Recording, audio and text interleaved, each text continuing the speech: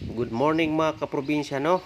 Dito tayo sa umuwi tayo ng probinsya sa ngayon kasi nga wala, cancel yung lakad natin. Dito muna tayo para medyo makamura. Di kaya yung panahon, sobrang init. At lalo na napakamahal ng bilihin, mas maigi na dito sa probinsya.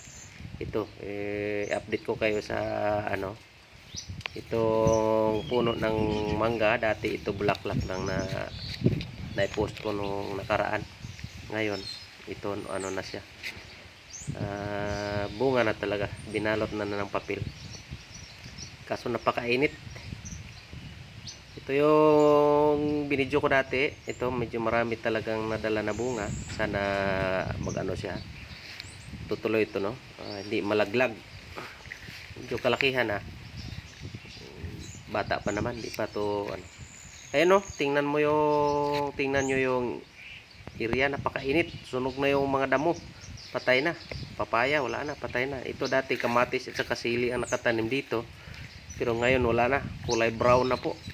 Sobrang init, hindi na kaya yung tindi ng sikat ng araw, kaya wala na, mangga na lang talaga. Namuti na yung lupa na sobrang init. Wala na talagang tubig, patay yung damo. Kawawa yung mga nito, hayupan. Yung kalabaw, baka. Yung kalabaw ko para ng robot. Kita na yung ribs, ayun yung baka. Sa tubig na lang yan nagkatalo.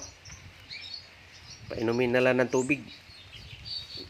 Wala na talaga yung damo, patay na. Kailan kaya ito ulan, napakainit. Yan yung update sa yung bulaklak ng mangga nung nakaraan. Nagbunga na talaga siya. Yan, medyo marami. Sana tutuloy ito. Lalaki ng kahit katamtaman lang kasi sobrang init ngayon. Yan po, napakainit. Nasira po ito ng udit.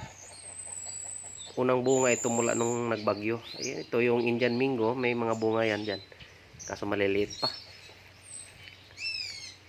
Ano, pati yung saging di kinaya, patay. Napakainit. So yan po mga kaprobinsya, no? Maraming salamat.